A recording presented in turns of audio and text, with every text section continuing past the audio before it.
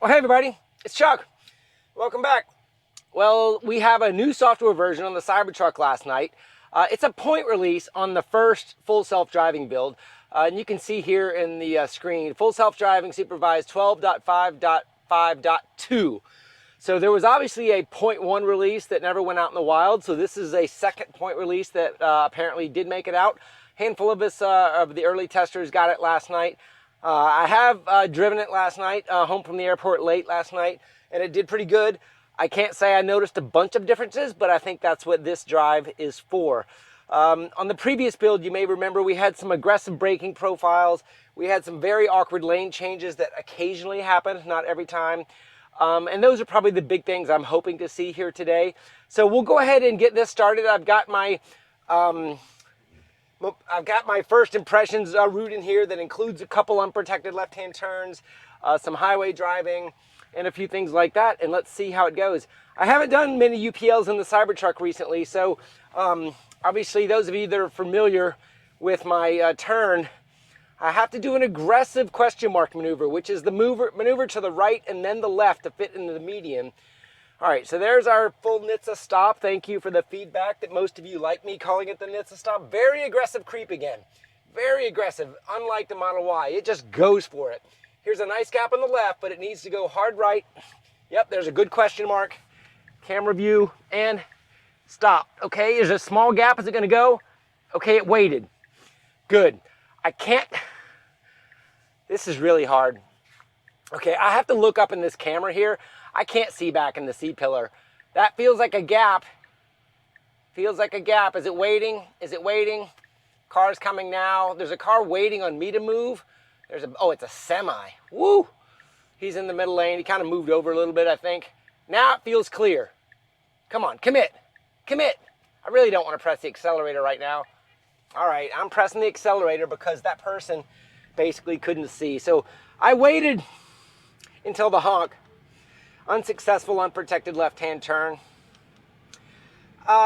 It could have done that, but honestly, it was hesitant to do it, I guess, because of that car that was waiting there. But I was looking back here in this repeater camera, and I could see that it was clear, but it did not like it.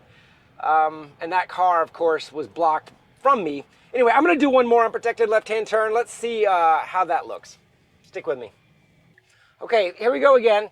Second unprotected left-hand turn. And interesting, it kind of had to recage itself. It's a little over the line there, but there's a full NHTSA stop. Another relatively aggressive creep, and we need to wait. We need to wait. Okay. It's clear from the right, so if it goes for this small gap, it could work, but I really would rather it wait. Okay. Oh, I felt the brake release, and then it popped back on, so it decided to wait there. Another small gap, another small gap. These are very small gaps for a Cybertruck to jump into. It really should wait. Don't go. Okay, it popped the brake again. The Model Y stopped popping that brake. So this is a specific behavior to the Cybertruck where I can feel it release the brake and start to think about going. We've got a lot of traffic coming now. So it's just gonna have to sit here. And awkwardly, if you look here, I kind of am across this line, and I'll even show you in the rear camera here. I'm like across the line, just kind of where I stopped here. I did kind of initialize the turn in an awkward spot. Maybe I should have given a little bit more runway, but I've done that 1,000 times in the Model Y and it hasn't had any problems. Okay, I've got a very small medium gap here. It's probably going to go for this gap on the left, but it needs to go to the right with a good question mark, and it needs to wait because there's a lot of traffic coming. Right there, and a stop. Woo! Gosh, that takes guts. I just have to tell you, that takes... that's just the way it is. Okay, there's my repeater, because I can't see back over my right-hand shoulder, so I'm having to exclusively, use this mirror. My foot is right on the brake, just in case it creeps. I don't want it to creep any. If you look through the bumper camera, that's how close we are. There's a gap. Go, commit, good. Okay, and okay, that was a good decision. So, all right, that was a nice unprotected left-hand turn. I don't have any problems with that. I do need to edit this so I can try to create a U-turn quickly for you guys. Okay, I think I got that there. And it looks like it's mapping the U-turn. Yep. So Tesla AI, good job on that. I tell you what, you you're fitting in the median. It's me having to get used to how close I am. That's the best you can do. You're earning my trust on the fact you're not going to jump out into traffic, at least on this bucket. Okay, hold on a second. Let's do this U-turn. Okay, steering wheel is turned. I got a car over here to deal with.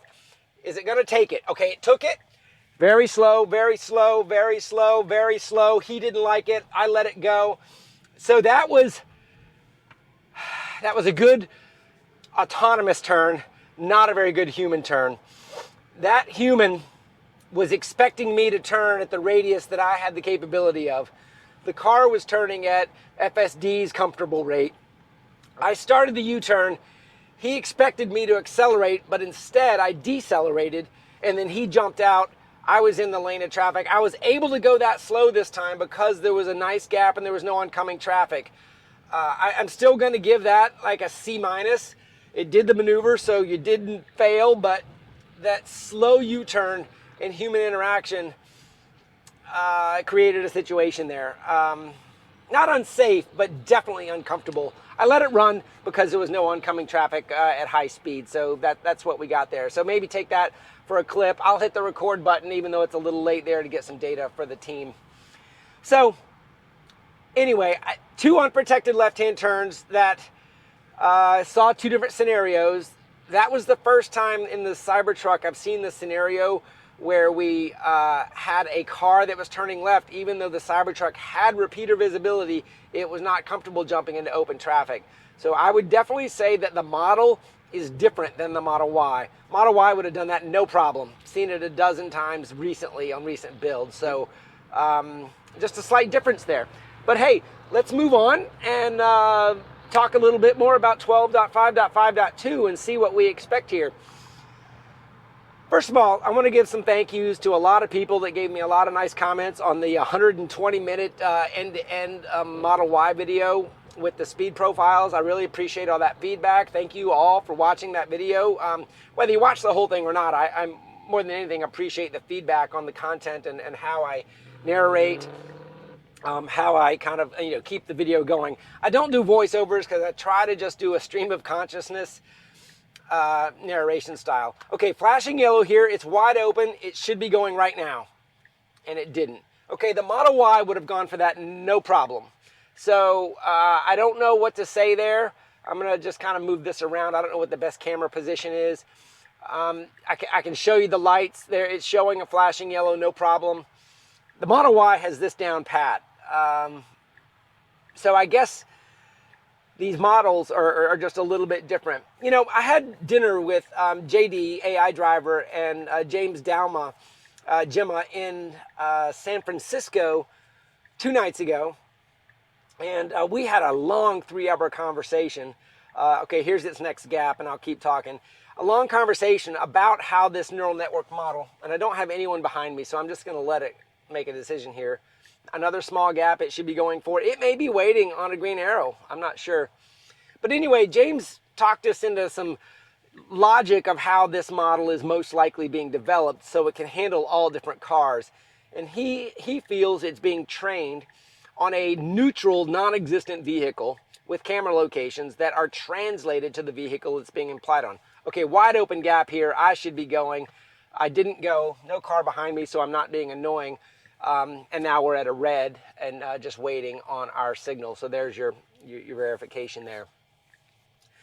And I thought it was interesting because if this model is in fact trained for a neutral, non-existent car, and the models are then fine-tuned for the camera locations of the vehicle it's being implemented on, that does leave this OEM licensing option quite open for ease of implementation, arguably with even different camera locations. I do think that what we're seeing, and maybe some of these differences we just saw, could be artifacts of the fact that that model isn't quite perfectly tuned. Okay, very hesitant to go on this green here. Very hesitant. It was green, it didn't give a commit, so that was just weirdly hesitant at that flashing red. So I'm going to give that interaction another kind of a C+. It was safe, but just not, it doesn't behave the same as the Model Y for sure. So anyway, back to the point of when you're thinking about, well, why is this car acting differently? It's on a 12.5 branch, and many of the, creeping is good. And many of the other cars on 12.4.1 are behaving well. 12.5.6 is behaving great. Speed bump here, and it's definitely decelerating. The way James described it, with a neutral car in translation and just some work needing to be made on radius of turn, acceleration, I've been thinking, why is this car braking so aggressively? And I'm starting to think, well, you know what? It is a 6,800 pound car. And maybe the amount of brakes that the model thinks it needs for the Model Y and the other cars is just not the same amount of brakes and regen it needs for this heavy car. So maybe it's realizing at the last second it needs more deceleration than perhaps the model thought. Just some ways in my brain that I'm going around why these curves are just different. Obviously, we're in a different vehicle, and the curves are feeling aggressive. And to that end, it does feel like it's applying a deceleration and then realizing at the very end it's not enough to stop the vehicle. So it's kind of acting like a second action in order to fully stop. I had one last night coming home from the airport. It was a red light, very clear in the distance, no one in front of me. It started decelerating, at a decent time, but it just wasn't decelerating fast enough, and it definitely went past the stop line, but it just almost went into the intersection before it fully came to a stop, which kind of leads me to believe that that's kind of what's happening here. All right. Ooh, that was a weird jog. Did you see that? It didn't kind of go to the intersection where it needed to go. Okay, it's clear on the left, and let me see on the right here what we got. Oops, I didn't mean to do that. It's waiting on the full clear from the right and the left is what it's doing. So it's clear from the left, and now the left lane is clear, right through the suicide lane, no problem. But it gave a funny little jerk. Editing my route. Pay attention to the road, Chuck. Okay, that route is set. See this curve here? I don't know if you can tell how close I was getting to this truck. The Model Y has a much smoother deceleration curve for vehicles in front of it. The truck is just comfortable decelerating a lot more at the very end, I guess is the right way to say it. Okay, I should have the route correct here to jump over a couple lanes, and then we'll turn right. Nice blinker, changing lanes there. And we are about 0.4 miles from our next intersection. So this build does not have the earlier and more natural lane changes bullet removed. So that still says an upcoming feature in the release notes. This felt a little bit earlier, I have to say. It got over at a 0.4 scenario where it's turning right at this next light, whereas previously it's waited to much later. So maybe there was a little bit of a tweak there. All right, and let's see, slowing down for a green rolling right. That felt normal, rolling right through, and how's the lane feel? Okay, a small recorrection in there. Obviously there were cars that were preventing it from crossing that yellow line in that scenario, so maybe that's not the best example. But the best example of the way in the previous version it was crossing over into the inappropriate lanes because the radius of turn was not correct. That's what I was trying to say.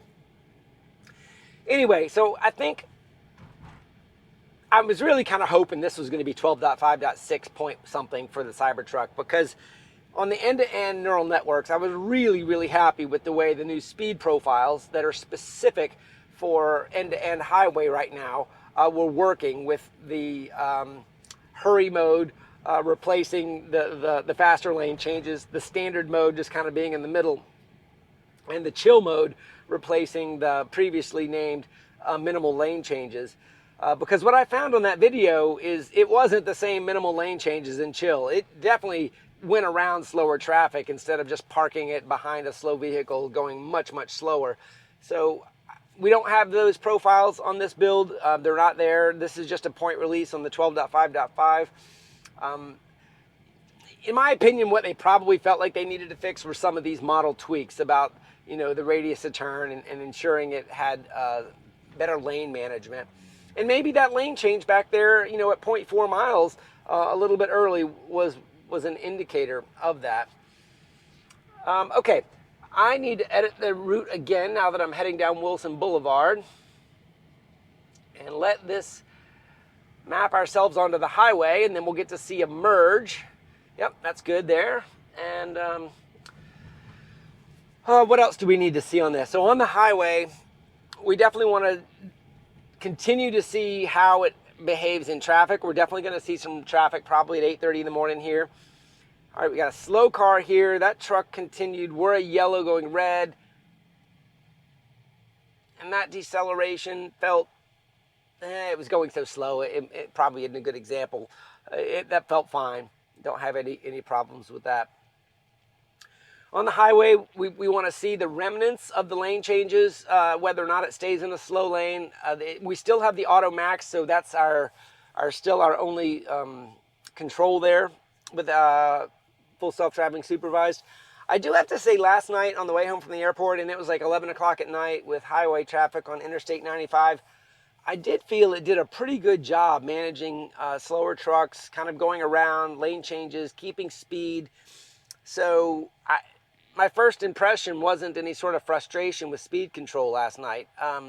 We'll see if we get any examples of that jumping here on Interstate 295 and I-10. I have not seen an ADAS driver. Well, they don't usually work on weekends. So Saturday and Sunday, yesterday I didn't have any pictures of ADAS drivers. I wasn't home, so I wasn't able to check my cameras as much.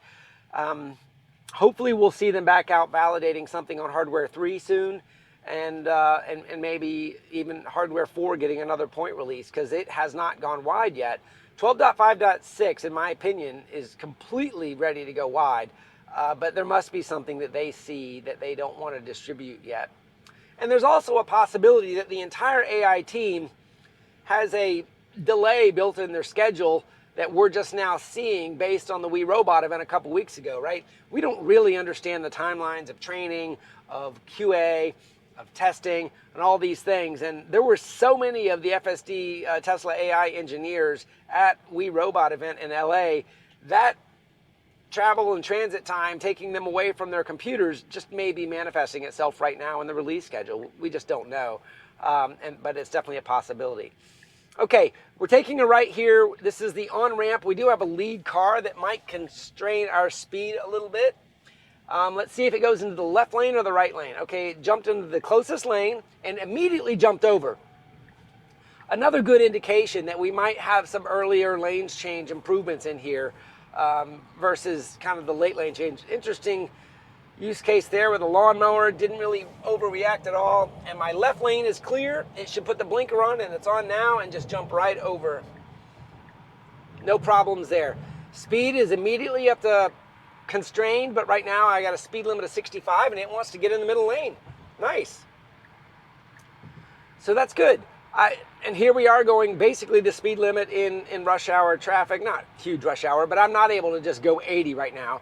Okay, this car jumped in front of me and I felt a nice smooth deceleration to give him room.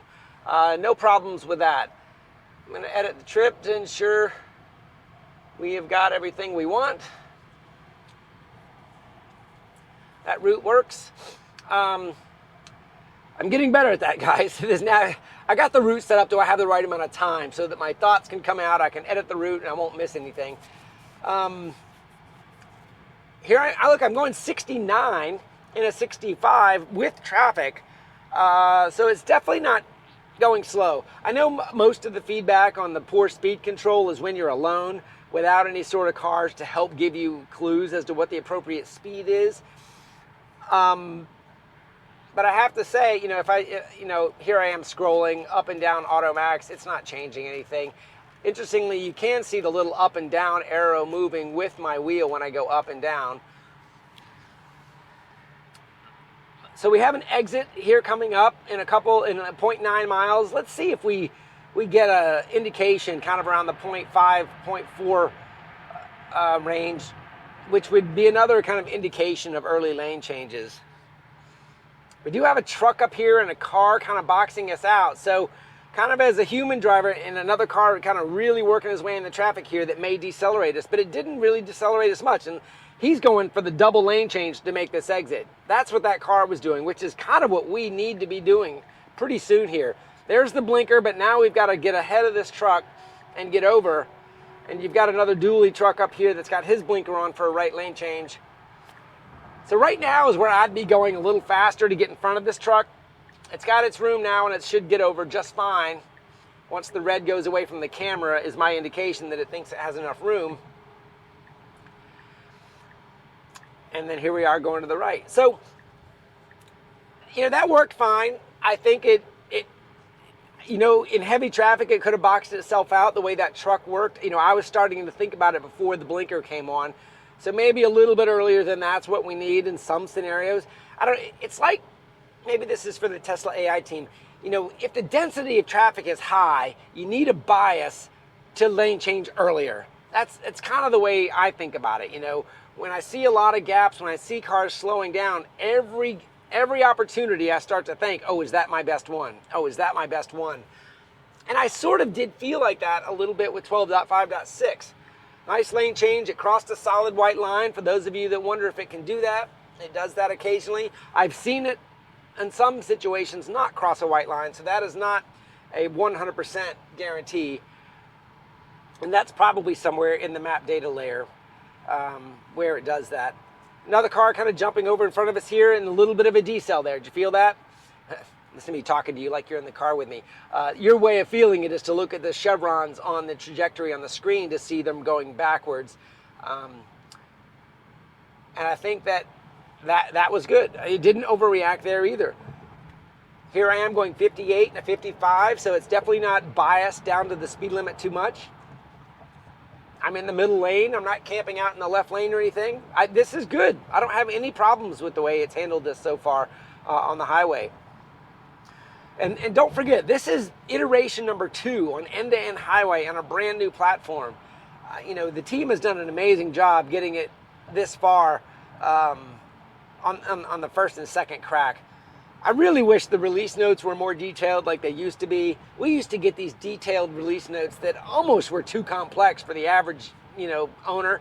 But gosh, to some of us that really love that level of detail, it really kind of gave some insights as to what to expect to be a little bit different. And I acknowledge as a customer, maybe you don't want us to know all of those details, but you know, if you're going to label a release like this an early access release and give me the warning that I need to be careful and pay attention to the road, maybe on those early access releases you could give some more detail. I know when you do give that level of detail, you're also kind of holding yourself accountable for things that may never come to pass. So I see both sides of that. So we do have some rush hour traffic coming up here. That deceleration for this car did not feel too aggressive, but I was kind of closely following, so it didn't have a lot of speed to lose.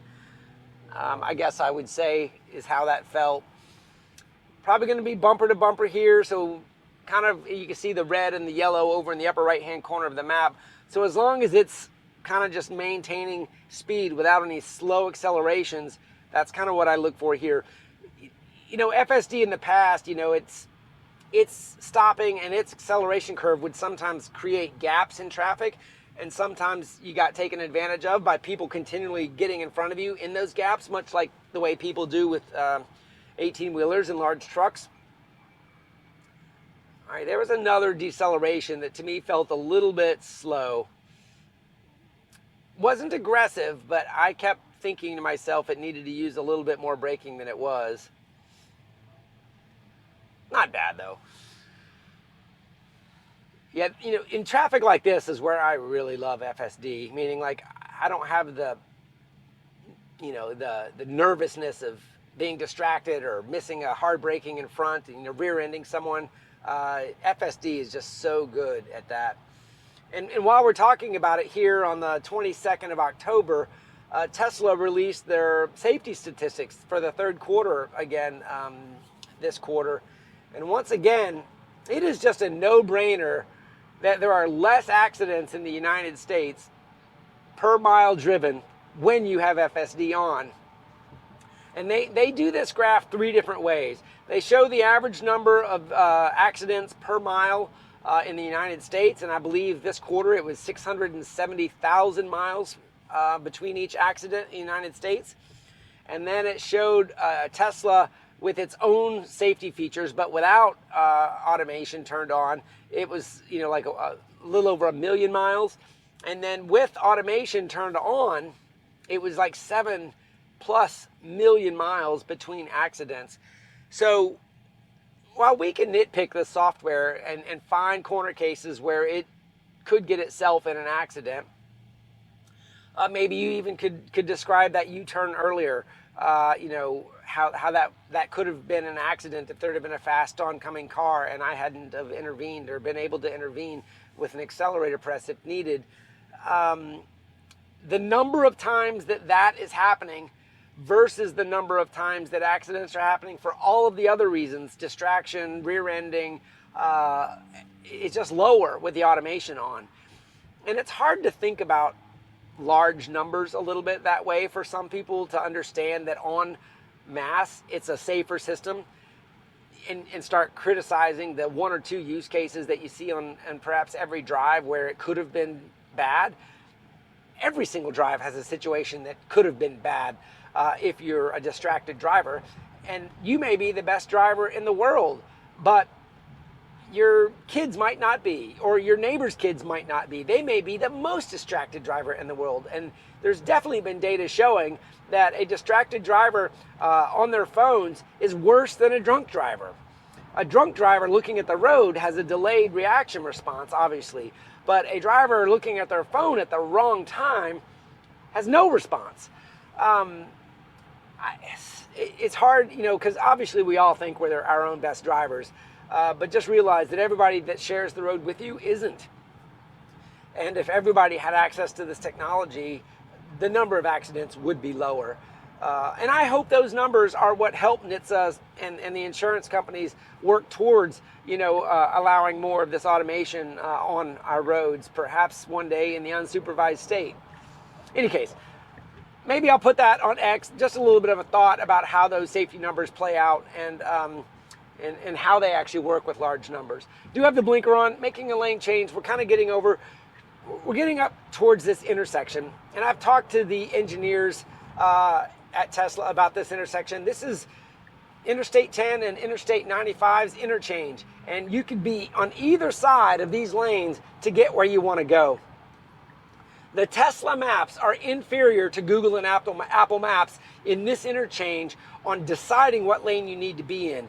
The Tesla sometimes feels like it has to be in this lane, where you could be over in that lane, or vice versa. So the quality of map data on some of these complex intersections where what lane you need to be in or can be in for successful navigation, there's definitely a difference in maps here. On this situation where I'm turning right, it wasn't a problem, but on many scenarios where I go north to the airport, the Tesla thinks it has to do 6 lane changes in order to go north when it doesn't. It only needs to do perhaps 1 lane change to go north.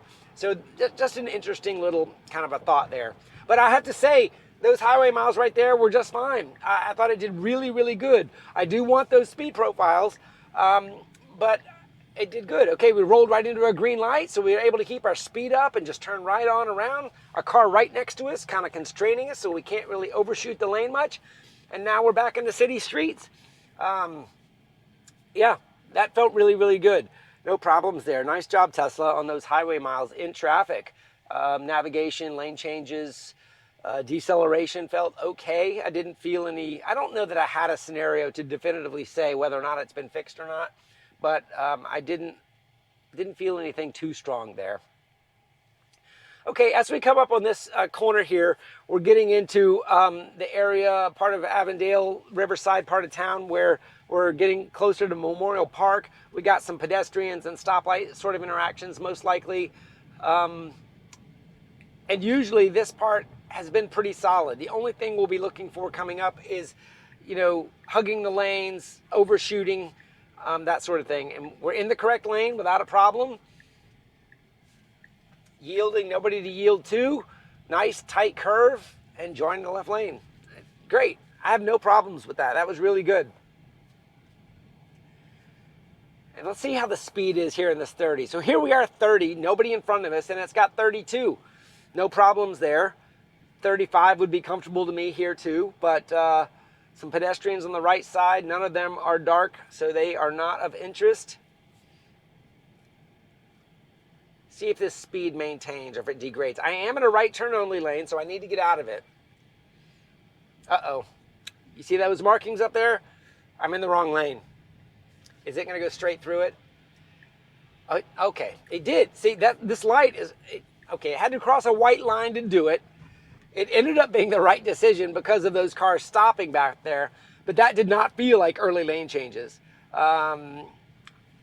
If those of you that watched that full length end-to-end highway mode, the car was almost doing exactly what I was thinking out loud the instant I was thinking it. Very good. Okay, so we're coming up on Memorial Park, and I will reset the drive when we get up there to do the FSD return portion. There was a good scenario, and we're going to go through it right now. We're going to go through and do this loop up here. But up here at this turn where I come out at that oak tree, this was the time that it jumped into the wrong lane on the previous version. So those, if you're watching right now, stick with me. Coming out of this intersection here in a few minutes is where it kind of jumped into this little gore section and didn't do it right. So let's see how we do here. All right. Ooh, a little bit of a jerk there. That was an adjustment. I've said that 2 or 3 times now. So there's some weird lane adjustments happening. They don't feel smooth. They don't feel end-to-end naturals for some reason. It's like they made a correction to this lane keeping or something, and it's making some jerks. I don't know. Those of you that watch it, are you keeping track? How many was that? Okay, what's it going to do here? It's at its end of destination, and that's where it's going to put itself. So that's fine. So I'm going to go ahead and edit the trip and delete this point. You guys know I like to put these, it does have itself stuck, just so you know. So you see I'm still engaged and kind of see how it's got itself. This is fine for a drop off. If I press the accelerator, what's it gonna, it's kind of, I gotta kind of tighten the radius of turn. You can see how close it was because my vision assist kind of caught it off guard. Unable to make tight radius turn. That note wasn't quite as important, but just because it was a disengagement. Okay, so here we are kind of navigating around this backside near the river, and you see it does have a posted speed limit of 25, and it's choosing to do 12. No problem with 12 there, but I guess it's an example of some of the speed management and what it thinks it needs to do. This little side street is almost kind of a neighborhood little side street with a lot of parking. Okay, the map route has got what we need in there. What I want you to know when we come up to this interchange is that the NHTSA stop location, the creep location, and the turn location are all kind of 3 different spots. And last time we did this, it aggressively turned into the gore section. And if it doesn't do that, maybe we can say they've improved some of the lane management. There's our NHTSA stop. An aggressive creep and a go for it. And there's the left turn lane. Perfectly. Okay, last time it went into that little gore section. I didn't do multiple tests on that last time, so I don't know if it was a hard has to fix it, but that is another clue that perhaps they have done some repairs, which is probably the #1 thing I think they needed to fix in this build, because that did lead to some dangerous situations because it was jumping into oncoming traffic on a couple of scenarios I saw on video. All right, so maybe that's probably, I'm going to say for this video, one thing that I think they've fixed is some of the lane control. Previous to that turn, the jerks that were doing some adjustments was probably the second clue that there was some lane management going on. It was kind of assessing and readjusting. I'm not sure whether or not that's fine-tuning an existing model or if there's another layer that they've got to work with. These are some of the things we talked about at dinner with JD and James the other night, just all the different ways that they might be putting these neural networks together in order to accomplish what we're actually feeling as drivers. I mean, obviously, there's a foundation model or some sort of model that they're doing that understands its environment, is doing the inference, turning it into drivable space. That car, that Tesla there just backed up from a creep that was too aggressive. That would be interesting to know if that was an FSD creep and that driver was uncomfortable with it. How fun to think about. And then how they are taking this layer. And James brought up a fun conversation about how Google, DeepMind, worked on the AlphaGo algorithm to the point where it initially had to train itself off of human data, human gameplay, and then it just got better. And then they introduced some training simulation with its own self-play on top of the human model that made it a champion. And then the most interesting insight James gave me at this dinner was once they reached that point, they were able to go back with their foundation model because they had now built a model that was good. Okay, that was very uncomfortable. Pedestrian there, he was turning. It wanted to commit. It didn't want to give him room, but it was definitely waiting to see if he was going to go for it. I probably would have stopped and let that car cross the traffic there, just to kind of talk back what just happened. But once the model was solid, and I would say we're not there yet on FSD, they're still working on some things. And once the model is solid, you can take out all of the human training and then go back and have it train itself to be superhuman. And he feels, James, oh, look at this. Car went right and then left. Very unusual, almost like he was going straight and realized he went the wrong way. The Tesla Cybertruck did really good there, just kind of giving him space to do the maneuver he needed to do. That was a good clip. So, and then AlphaGo was able to become superhuman at playing Go because it trained itself without the bias of the human techniques. And I think that is something that we're going to be looking for in the future, just to say, when will FSD be able to train itself without all of these human training clips so that it can be superhuman in scenarios that it perhaps can see in simulation? I don't know. It's a hypothetical. I don't know. That could be 10 years away, could be further than 10 years away. We did talk about the singularity with AI, that we really don't have a radar beyond 6 months to 2 years. Pedestrians crossing, giving them, they're not dark here. That was interesting. I guess they were a little bit dark. It did that just fine though. I was just commenting on what I was seeing on the screen. And how the singularity, or what we cannot see beyond, is kind of another way of thinking about the singularity in AI. We cannot see beyond 6 months or 2 years of what will be next. So to say that autonomy is going to happen in 2 years, or in 5 years, or in 10 years, or wherever you are on that spectrum of thinking that we will have autonomy, we cannot see that far with AI. And that just means if you're guessing on dates, you're really just guessing or projecting a timeline that you've seen from the past into the future. You can't always do those projections. And anyway, so James and JD and I had some really, really fun conversations kind of thinking through how this foundation model that they're using for FSD will continue to evolve and where its flaws might be and where it will be better. Obviously, we talked about camera locations. We talked about a lot of different things like that. Because you get a group of people together that have different opinions, and it's always fun to see their base arguments on cameras. I have not changed my opinion. For those of you that are wondering, I still feel that the driver is going to be needed when the B pillar, is there on at least on hardware 3 and hardware 4. Maybe hardware 5. I don't know yet. We haven't seen that out of the oven yet. Don't really know. We did get a peek at the Cybercab. We did get a peek at the camera locations on the Cybercab, but we have not seen that implemented with AI5 or anything else. So we will just see on that. And it's a much smaller vehicle, so lot to be learned from when we start to see that driving for the first time. Okay, we're coming up and we're driving through Avondale. Avondale is a small little village. I've driven through a lot, and it has a lot of kind of angled parking spots with a lot of pedestrians usually when it's busy. Excuse me. But one thing to think about, these angled parking spots are not available yet on AutoPark. It won't pull into these spots. It won't see them or won't visualize them as available. I'm not exactly sure if that has to do with its visibility when unparking, reversing out, something like that maybe.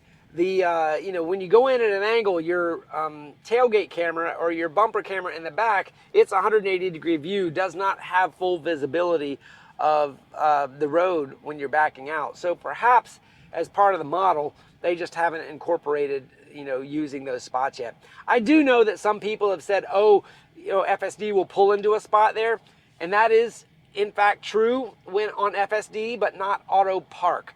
And sometimes a pull-in parking spot will be where FSD ends a drive once you reach destination, and that's how those have happened. So just a little bit of a discussion on angled parking spots. This is the S-curve that I've driven 1,000 times, and years ago it used to turn the blinkers on every single one of those corners.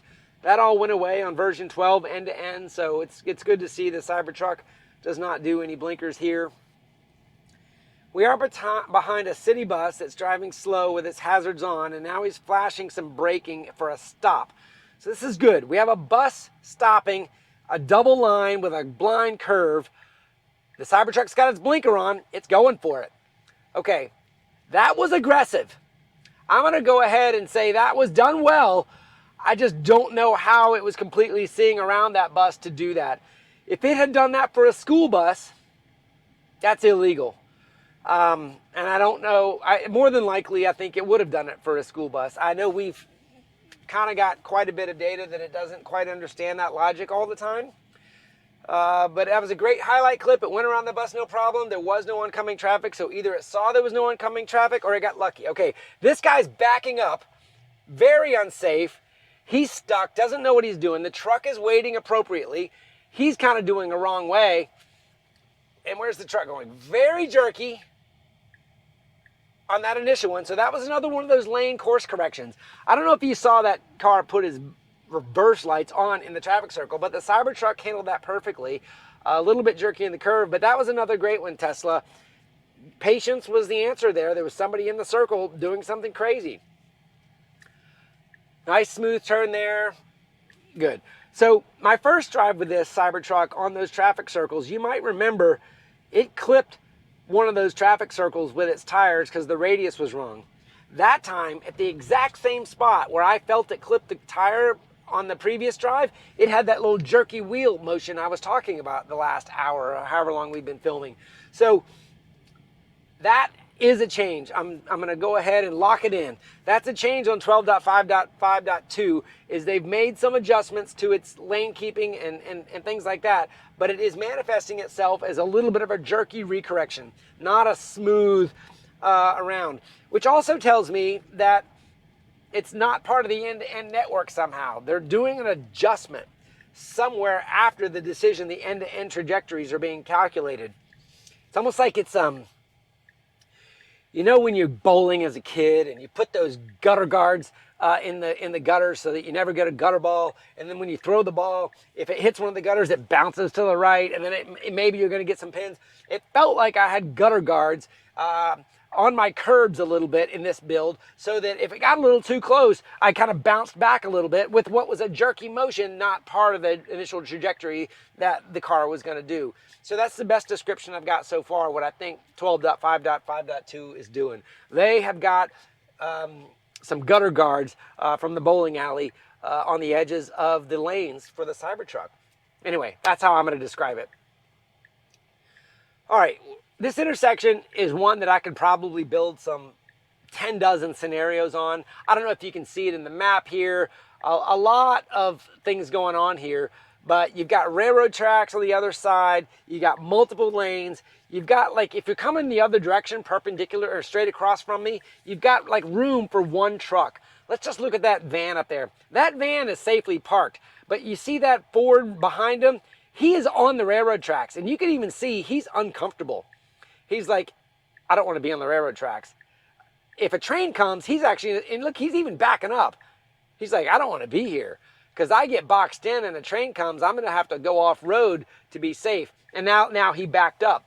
So while I was actually creating that scenario, we actually got to see it in real time, how that truck up there got into a safe spot should a train come while you're waiting at the intersection. Because if somebody comes right behind you and you're all the way up to the person in front of you, just like when you are in a tight parallel parking scenario, sometimes it's hard to get out. And FSD needs to think through that. So while we have not seen any visualization acknowledgement of railroad tracks in the FSD stack yet, if the team is watching this and is collecting data on how not to stop on railroad tracks. You know, I'll even give you a highlight clip here if you're watching this video to say that intersection is a good one, because I think cars get in a bad spot a lot.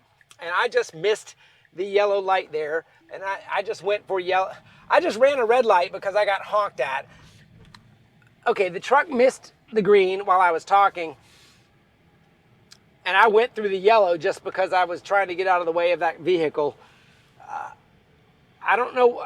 I collected it so it would have data on it, so I don't know, maybe it didn't see that tiny little green arrow. That was bad on me for not realizing it while it was happening until I got honked at, but I was talking about that scenario so quickly. I missed the green arrow because I wasn't looking at the light. The Tesla very rarely misses lights changing, and I've kind of biased myself a little bit to not even thinking about it. It just goes when it's green, but it missed that one. Perhaps that intersection is a little bit more complex than I realized. We might need some more testing on that, but now I feel bad that whoever was behind me might be late for work. Okay, well, we've got about another mile to go on what was, I think, a very good drive. Not perfect, but I think this is a good, solid build. You know, if the Tesla team wants to hear my overall opinion, I think you did a good job on modifying the lane corrections. I can tell that it's a tweak, a fine tune, or something else. My description of the gutter guards is just how it feels to drive it. It feels like you see it and then you're correcting it with a jerk, rather than the trajectory or the training data having a smooth path that the Cybertruck needs to feel. I think the deceleration curves are a little bit better. I didn't get a lot of situations to perfectly say that yet. Maybe not. And I think that I got a sense of early lane changes starting to creep in here a little bit. Maybe I am also having a placebo effect there too, and I'm not exactly with enough data to assess that either.